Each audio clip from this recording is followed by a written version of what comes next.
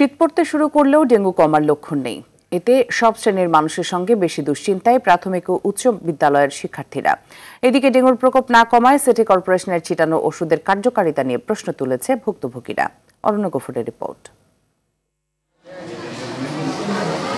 সারা দেশে প্রতিদিন গড়ে 1100-এর বেশি মানুষ আক্রান্ত হচ্ছে ডেঙ্গু রোগে। শীতের আবহে যেখানে কমে আসার কথা এডিস মশা, সেখানে আক্রান্তের এমন হার উদ্বেগ ছড়াচ্ছে সারা দেশেই। আক্রান্ত ডেঙ্গু রোগীর মধ্যে প্রায় 16% শিশু।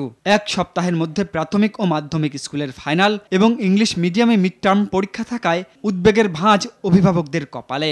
পরীক্ষা শুরু হবে আমাদের, হাফ ইয়ারলি এক্সাম, এটা দিতে পারবো ভাবি, তো এটার ব্যাপারে খারাপ লাগতেছে।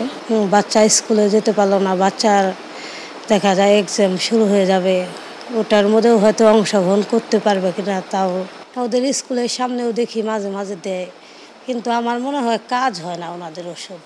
ও সমস্ত নেই গ্রামে, কি আর কার্যক্রম টাউনই থাকছে না, তার গ্রামে কোন জায়গায় থাকবে। যশোরে ডেঙ্গু চিকিৎসা হয় নাকি আমরা ভালো সাহস পাইনি বলে চলে আসছি।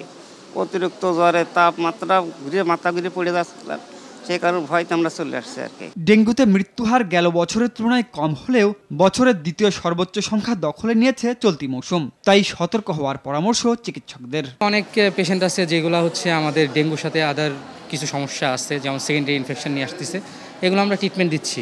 মোটামুটি আমাদের রিকভারি রেট ভালো। রেস্টের কথা বলি, সাথে তরল জাতীয় খাবার বেশি খেতে বলি, যেটা আমাদের, আর মোটামুটি নর্মাল খাওয়া দাওয়া করলেই হবে। ঢাকার পাশাপাশি সারা দেশেই ডেঙ্গু নিয়ন্ত্রণে সরকারের কার্যকর উদ্যোগ চায় সাধারণ মানুষ। অরণ্য গফুর, RTV, ঢাকা।